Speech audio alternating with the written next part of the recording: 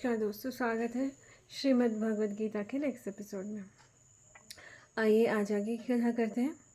यदि तुम मेरे निर्देशानुसार कर्म नहीं करते और युद्ध में प्रवृत्त नहीं होते तो तुम कुमार्ग पर जाओगे। तुम्हें अपने स्वभाववश युद्ध में लगना होगा। राइट। जैसे अगर हम प्रभु की इच्छा के अकॉर्डिंग कर्म नहीं करते तो हम फिर बुरे रास्ते पे चले जाते हैं, क्योंकि हमें कुछ ना कुछ कार्य करते रहना पड़ेगा। हम खाली नहीं बैठ सकते। राइट। तो हम जब अच्छा काम नहीं कर रहे होते तो हम टाइम को वेस्ट कर देते हैं, और कभी कभी तो हम बुरा कार्य भी कर देते हैं। लेकिन कई बार लोग ये बोलते हैं कि अरे हम किसी का बुरा तो नहीं कर रहे। राइट। किसी का बुरा नहीं कर रहे तो किसी का भला भी नहीं कर रहे हो। मतलब जो तुम्हें टैलेंट मिला है उसका यूज़ ही नहीं कर रहे तुम्हें युद्ध में प्रवृत्त नहीं होते हो तो तुम कुमार्ग पर चले जाओगे। और जब भी हम अब युद्ध का क्या मतलब है? युद्ध का मतलब है ऐसी परिस्थितियाँ जिसमें आपको कष्ट हो रहा है, लेकिन आप उसे एक अच्छी जगह पर लगा सकते हैं। जैसे बाढ़ आ जाती है कहीं पर, वहाँ पर युद्ध की जैसी हमें स्थिति उत्पन्न हो जाती है। मतलब युद्ध में जितना परिश्रम हमें करना होता है उतना हमें हमारी जो अंदर की परिस्थितियाँ हैं, हमारे अंदर जब लोभ जागृत होता है कि हाँ फ्री का पैसा है, ले लेते हैं। जैसे अगर मैं आपको कहूँ कि आप सड़क पर जा रहे हो और आपको वहाँ पर एक सोने से भरा बैग मिल गया, तो आपके अंदर क्या लालच आएगा कि मैं इसको ले लूँ, जो कि करोड़ों का सोना है। तो उस करोड़ों के सोने को हटाने के लिए आपको अपने अंदर युद्ध लड़ना पड़ेगा कि नहीं, ये मेरा सोना नहीं है। ऐसा ही केस एक मुंबई में हुआ था। एक सफाई कर्मचारी, एक महिला थी, उनको बैग मिल गया था, तो वो सोने से भरा बैग उन्होंने पुलिस में जमा किया और वहाँ से उसके जो मालिक थे उनके पहुँचाया गया, और फिर उस मालिक ने उन्हें 30 लाख रुपए इनाम में दिए। तो सोचिए वो कितने करोड़ों का सोना होगा। तो वो उन परिस्थितियों में हमें युद्ध करना पड़ता है। राइट। क्योंकि अगर हम युद्ध नहीं करते अपने साथ और उस चीज़ को ले लेते तो उस सोने को उन्हें कहीं कहीं छुपाना पड़ता या ब्लैक मार्केट में बेचना पड़ता, तो शायद उसकी कीमत भी 30 लाख ही उन्हें मिलती, और उससे उन्हें डर होता, उनके अंदर एक डर बना रहता। और जैसे ही हमें फ्री पैसे की आदत लग जाती है तो हम हर वक्त यही सोचते रहते हैं कि अरे उस दिन तो इतना ज़्यादा पैसा मिल गया था, अब भी मुझे कोई ऐसे ही पैसे मिल जाए, या अब भी मुझे कोई ऐसी चीज़ मिल जाए जिससे मैं बहुत ज़्यादा अमीर हो जाऊँ। राइट। तो एक बार जब हमें गलत चीज़ की आदत लग जाती है तो हम फिर उसकी बार बार हम कामना करने लग जाते हैं। तुम्हें अपने स्वभाववश युद्ध में लगना होगा। जो भी हमारा स्वभाव है, स्वभाव मतलब जो भी अच्छा कार्य करना हमें पसंद है, उस कार्य में हमें लग जाना चाहिए। देखिए, जैसे कई बार हम सोचते हैं कि बड़े इतनी बड़ी मुसीबत है, अपने देश पे मुसीबत आ गई। जो अमीर लोग हैं वो तो करोड़ों दान कर रहे हैं, लाखों दान कर रहे हैं, हज़ारों में दान कर रहे हैं, लेकिन मेरे पास तो पैसे ही नहीं है, तो मैं तो दान ही नहीं कर सकती। तो उस समय क्या होता है, हमारे अंदर हीन भावना आ जाती है। तो उस हीन भावना से भी हमें युद्ध करना पड़ेगा, और जो भी हम अपने ओर से कर सकते हैं वो हमें उस टाइम करना चाहिए। राइट। जैसे हम एटलीस्ट प्रार्थना तो हम कर सकते हैं। राइट। यस। उसके बाद, इस समय तुम मोहवश मेरे निर्देशानुसार कर्म करने से मना कर रहे हो, लेकिन हे कुंती पुत्र, तुम अपने स्वभाव से उत्पन्न कर्म द्वारा बाध्य होकर होकर वही सब करोगे। राइट। तो अभी क्या कह रहे हैं कि इस समय तुम मोहवश मेरे निर्देशानुसार कर्म करने से मना कर रहे हो, कि जो मैं तो तुम्हें आदेश दे रहा हूँ कि युद्ध करो, लेकिन जो तुम्हारा मोह है अपने गुरु में, अपने पितामह में, राइट, अपने और भाई बंधुओं में मोह हो गया है, जिसके कारण उनसे तुम युद्ध नहीं कर रहे हो। और जब भी हमें मोह होता है, हम जो हमारा असली लक्ष्य है उसको भूल जाते हैं। अब युद्ध क्यों हुआ था? क्योंकि जो वो उनको उनके हिस्से की धरती नहीं दे रहे थे। राइट। तो ये एक एग्ज़ाम्पल चला जाता। अगर वो अपनी धरती छोड़ देते कि ठीक है हमें नहीं चाहिए हमारा हक, तुम ही रखो, राइट? तो फिर जब समाज में एग्ज़ाम्पल चला जाता है और एक बड़ा ज़मींदार बोल लीजिए या बड़ा बिज़नेसमैन छोटे बिज़नेसमैन का हक खाने लग जाता है, तो फिर वो बड़ा ज़मींदार बोल सकता है कि तुम छोड़ नहीं सकते, तुम्हारे हिस्से की चीज़ें, पांडवों में इतनी शक्ति होते भी उन्होंने छोड़ दिया था। तो ये जो और जो छोटे छोटे वर्ग हैं, उनके लिए एक अच्छा एग्जाम्पल नहीं बनता, राइट? तो हमें अपने हक के लिए लड़ना चाहिए और उसे पाना चाहिए, राइट? लेकिन हे कुंती पुत्र, तुम अपने ही स्वभाव से उत्पन्न कर्म द्वारा बाध्य होकर वही सब करोगे। लेकिन फिर क्या हो जाता है ना, हमारा स्वभाव वही होता है। अब तो वो बोल रहा है कि अरे मैं छोड़ दूंगा, अरे मैं कर दूंगा, मोह के कारण एक बार उसके अंदर वैराग्य का भाव उत्पन्न हो गया। लेकिन जो उसका अंदर का स्वभाव है वो तो युद्ध करना ही है, राइट? तो वो बाद में सोचे, बाद में फिर वो पछताएगा, अरे काश मैंने युद्ध कर लिया होता, राइट? क्योंकि कई बार हम ना किसी से भी इन्फ्लुएंस हो जाते हैं और खुद से भी हम बहुत बार इन्फ्लुएंस हो जाते हैं कि नहीं नहीं, तुम्हें ऐसा नहीं करना चाहिए, तुम ऐसी नहीं हो, राइट? और फिर चलिए वो आपके अंदर भाव आ रहा है, आप उस पर अड़िग रहे तो ठीक है, लेकिन अगर वो आपके स्वभाव के विपरीत कार्य है, राइट? और फिर बाद में आप पछतावा करते हो कि अरे कर ही देती मैं, अरे कर ही देती मैं, राइट? तो वो जो पीछे का पछतावा है ना, वो आपको नहीं झेलना है। एक बार तो आपको मोह लगेगा, थोड़ा सा आप पीछे हटने की कोशिश करोगे, लेकिन अगर आपके स्वभाव में वो चीज़ है तो वो आपको करनी चाहिए। जैसे एग्ज़ाम्पल ले लीजिए, कुछ लोग पढ़ाई में बहुत अच्छे हैं, बहुत जल्दी उनको चीज़ें याद आ जाती हैं, राइट? तो वो उनको कोई बोल देता है कि भाई तुम तो इतना अच्छा स्टडीज़ में हो, तुम आईएएस ऑफिसर बनने की कोशिश करो या साइंटिस्ट बनने की कोशिश करो। तो फिर वो बोलता है कि नहीं, मुझ में इतनी क्षमता कहाँ है, राइट? फिर आप किसी और दूसरे एवरेज अपने दोस्त को जो आपसे कम टैलेंट था, जिसके अंदर मेमोरी पावर भी कम थी, लेकिन उसने अपनी मेहनत से लगन से वो टेस्ट पास कर दिया, तो आपको बाद में पछतावा होता है कि काश मैं अपने ऊपर विश्वास कर लेता और मैं उसकी तैयारी तो कर लेता। तो ये जो बाद का पछतावा है ना, कि काश हम थोड़ी सी कोशिश कर लेते, क्योंकि मेरे अंदर वो जज्बा था, लेकिन हम दूसरों के कहने से या दूसरों की स्वभाव से हम थोड़े दुखी हो जाते हैं, मोह में आ जाते हैं कि भाई 5 साल अगर तुम्हारा आईएएस ऑफिसर में नहीं हुआ तो तुम ज़िंदगी के 5 साल ख़राब कर दोगे, इससे अच्छा तो तुम कोई दूसरी नौकरी पकड़ लो। हम इन सब चीज़ों से भी प्रभावित हो जाते हैं और फिर हम अपने स्वभाव के विपरीत कुछ चीज़ें कर लेते हैं। चाहे आप 5 साल आईएएस ऑफिसर बनने की तैयारी में फ़ेल हो जाओ, लेकिन आपके अंदर एक सेटिस्फेक्शन रहेगा, पछतावा नहीं रहेगा कि मैंने लाइफ में कुछ किया नहीं। और फिर छोटी मोटी नौकरी तो आपको मिल ही जाएंगी, जो आप पहले करना चाहते थे वो बाद में मिल जाएंगी, क्योंकि आपने 5 साल जो तैयारी करी है वो वेस्ट हो जाएगी नहीं ना, राइट? तो ऐसा है। आगे देखते हैं। हे अर्जुन, परमेश्वर प्रत्येक जीव के हृदय में स्थित है और भौतिक शक्ति से निर्मित यंत्र में सवार की भांति बैठे समस्त जीवों को अपनी माया से भरमा रहे हैं। कि हमारे अंदर हमेशा परमात्मा है और भौतिक शक्ति से निर्मित यंत्र में सवार की भांति बैठे समस्त जीवों को अपनी माया में घुमा रहे हैं। ये जो धरती बनाई है ये माया है, राइट? तो ईश्वर ने इंसान को क्या बोल दिया कि मैं तेरे अंदर ही हूँ और तेरे अंदर होने की वजह से मैंने ये जो माया रची है, ये तुझे पता भी चल जाएगी कि माया है, पर जो इरादा तेरा है कि तुझे इससे बाहर निकलना है या नहीं निकलना, ये तेरे ऊपर डिपेंड करता है। तू चाहे तो इससे बाहर निकल सकता है और नहीं चाहे तो नहीं निकल सकता।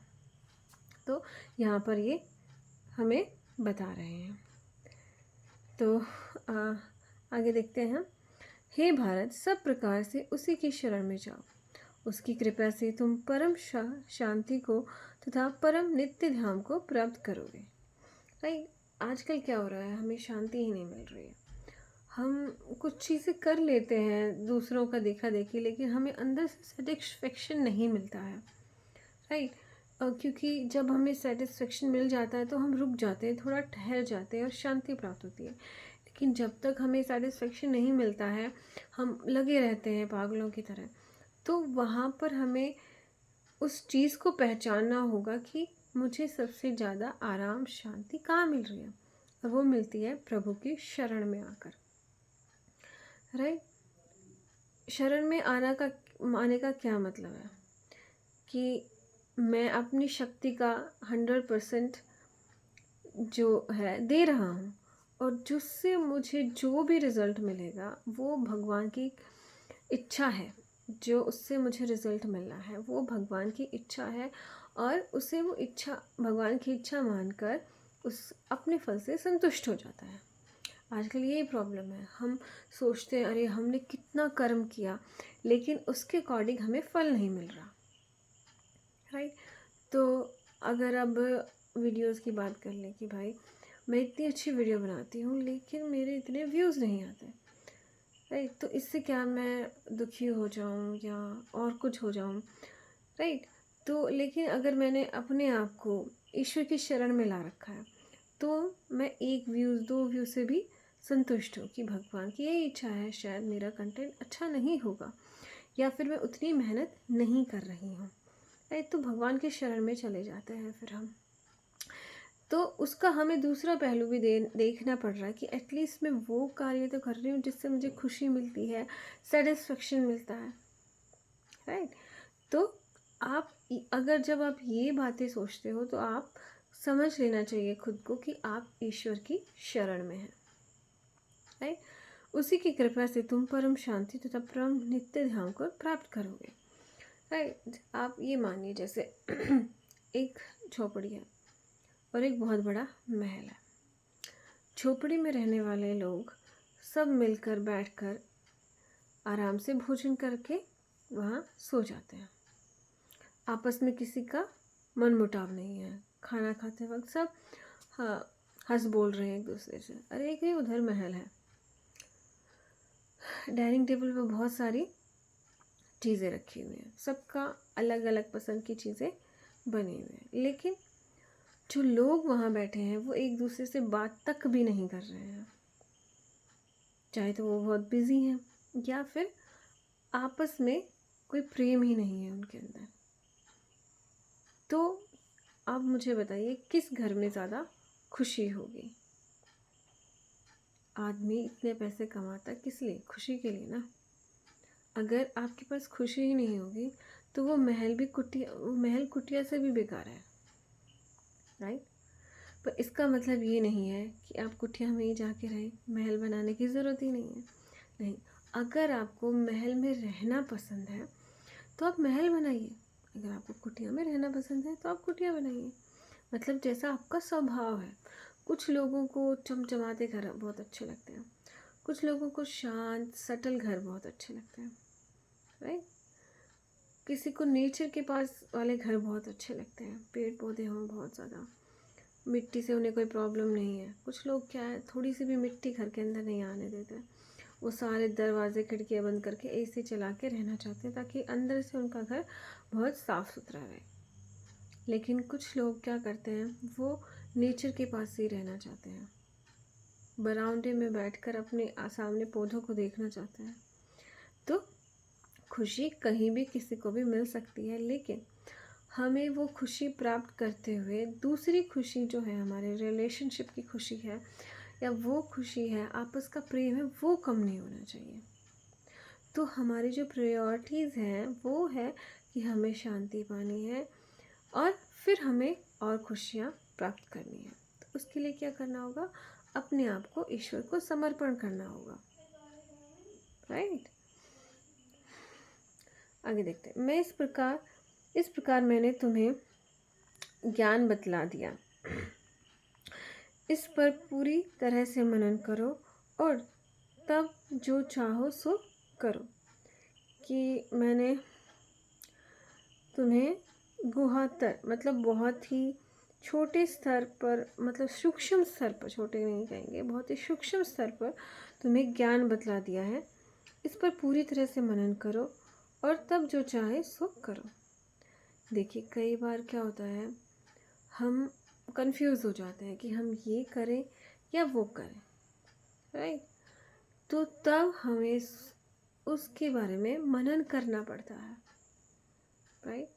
जैसे आपको किसी ने बोल दिया कि अरे प्लीज़ तुम झूठ बोल देना, मेरी शिकायत मत करना घर पर, ठीक है। तो अब वो क्या है, अब जो इंसान उस समय कंफ्यूज हो रहा है, फिर वो उस चीज़ के बारे में मनन करता है, राइट, कि भाई मुझे क्या ज्ञान है कि सच बोलना चाहिए, राइट। लेकिन मेरे दोस्त ने मुझसे मदद मांगी है कि मैं झूठ बोल दूं। तो अब इस प्रॉब्लम को सुलझाने के लिए आपको बहुत मनन करना पड़ेगा। पहली बात ये कि जो बात है वो कितनी गंभीर है, राइट। अगर जैसे उसके दोस्त ने कहा कि अरे मैं खेलते खेलते ना गिर गया था, चोट लग गई थी, तुम घर पर मत बताना वरना मेरी मम्मी मुझे अगले दिन खेलने जाने नहीं देगी, राइट। तो ये सच क्या है, ये एक सच, एक मामूली सा सच है, राइट। इससे आपके दोस्त को फ्यूचर में कोई भी प्रॉब्लम नहीं होगी, राइट। आपने मनन किया इतना सारा कि फ्यूचर में उसे कोई प्रॉब्लम नहीं होगी, और वही दोस्त जब आपको बताता है कि यार आज तो ना मेरे दोस्तों ने ज़बरदस्ती मुझे शराब पिला दी, प्लीज़ तुम घर वालों को मत बताना, तो इस पर इंसान फिर मनन करेगा कि मुझे क्या करना चाहिए। शराब पीने से मेरे दोस्त को अभी भी नुकसान हो रहा है, अगर मैंने नहीं बताई तो वो ऐसे ही दोस्तों के साथ उसको संगति लग जाएगी जो फ्यूचर में से और ज़्यादा दारू पिलाएंगे, और उसके पीने से बहुत ज़्यादा प्रॉब्लम खड़ी हो सकती है, मेरे फ्रेंड का फ्यूचर ख़त्म हो सकता है। लेकिन वहीं अगर मैंने बता दिया तो उसके पेरेंट्स उसकी पिटाई भी कर सकते हैं, लेकिन वो पिटाई सिर्फ एक दिन होगी और फ्यूचर में ऐसा नहीं होगा, और फिर मेरी शायद दोस्ती भी टूट जाए। अब दोस्ती का क्या अर्थ है कि अपने दोस्त की हर सिचुएशन में हेल्प करना, उसे बुरी सिचुएशन से निकालना। तो ये एक छोटी सिचुएशन है, छोटी बुरी सिचुएशन है कि पेरेंट्स उसे शायद उसकी पिटाई कर दें, लेकिन जब वो दारू की उसको लत लग जाएगी और उसका लीवर ख़राब हो जाएगा तो वो तो और भी बेकार सिचुएशन है। तो अगर मैंने सच नहीं बताया तो एक मेरे फ्रेंड का फ्यूचर ख़राब हो जाएगा, और दूसरी मैं सच्ची दोस्ती नहीं निभा पाऊँगा। तो जो सूक्ष्म ज्ञान होता है ना, उसमें बहुत ज़्यादा मनन करना होता है।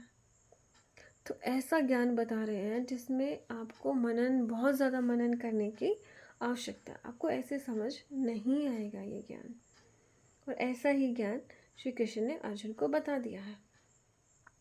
तो जब भी हम कोई कार्य करते हैं तो हमें उसको बहुत ही बारीकी से सोचना पड़ता है, राइट। लेकिन आजकल हम नहीं करते हैं, हम थोड़ा सा सोचा और उसका जवाब दे दिया, जिसको बोलते हैं कि कोई भी बात बोल दी और हमने बहुत ही कम सोचा और रिएक्ट कर दिया, और फिर कहते हैं कि रिएक्टिव रिस्पॉन्ड करो। अब रिस्पॉन्ड करने में हमें थोड़ा सा ठहरना पड़ेगा और मनन करना पड़ेगा। हमारे पास जो भी ज्ञान है उसको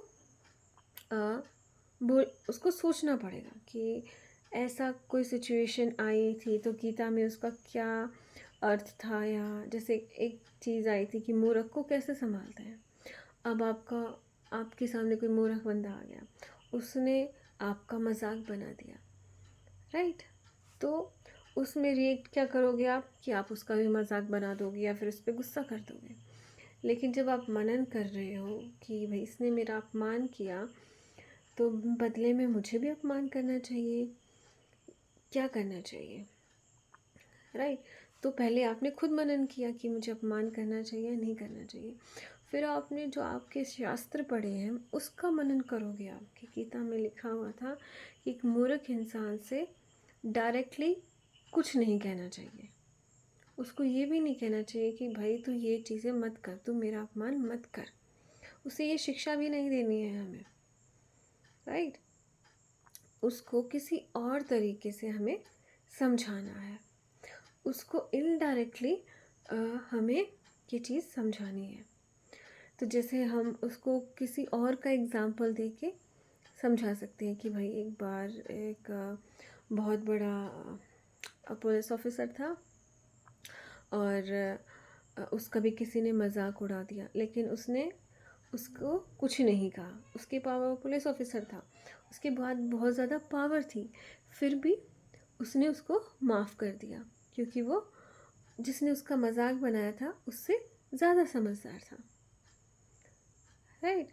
तो इनडायरेक्टली आपने अपने फ्रेंड को मूर्ख भी नहीं बोला और इनडायरेक्टली आपने उसको वो बात समझा भी दी, राइट। तो इस तरह से हमें उस सिचुएशन में काम करना है, लेकिन उसके लिए हमें क्या करना पड़ेगा? मनन करना पड़ेगा, अपने अंदर सोचना पड़ेगा, गहराइयों में जाना पड़ेगा, याद करना पड़ेगा कि एक कैसी सिचुएशन है, क्या है। तो जो इतना बारीकी ज्ञान होता है उसके लिए बहुत ज़्यादा चिंतन करना होता है, और ये सारा ज्ञान उसको श्री कृष्ण ने दे दिया है। इस पर पूरी तरह से मनन करो और तब जो चाहो सो करो। कि आपने मनन तो कर लिया, आपको ज्ञान भी है, आपको याद भी आ गया, लेकिन फिर भी हम याद आने पर भी हम उल्टा काम कर देते हैं, राइट। तो वो कह रहे हैं कि भाई मैंने तो दे दिया, अब मेरी ड्यूटी तो हुई पूरी, तुम उसे मनन करो और फिर तुम्हें वो याद भी आ जाए तो फिर तुम जो चाहे सो करो, फिर मेरा उसमें कोई दखल अंदाजी नहीं रहेगी, राइट। हम कई बार अपने बच्चों को भी यही बोलते हैं कि बेटा मैंने तुम्हें बताया है क्या अच्छा है क्या नहीं, लेकिन मैं तुम्हारे साथ हमेशा नहीं रह सकता, तो आगे तुम जो चाहो फिर कर लेना, राइट। हम कई बार बच्चों को बोलते हैं ना कि बेटा वो दोस्त तुम्हारा अच्छा नहीं है, राइट, तुम्हारे लिए वो अच्छा नहीं है, तुम इस पर सोचो, ध्यान दो और फिर जो तुम्हें अच्छा लगे वो तुम कर देना। हम भी ऐसा ही बोलते हैं, राइट। तो श्री कृष्ण भी ऐसा ही बोल रहे हैं कि मैंने तुम्हें इतना ज़्यादा ज्ञान दे दिया है, तो अब इस पर तुम्हारी मर्जी है, तुम मनन करो और फिर जो चाहे तुम कर सकते हो। तो आज के लिए इतना ही, बहुत बहुत धन्यवाद।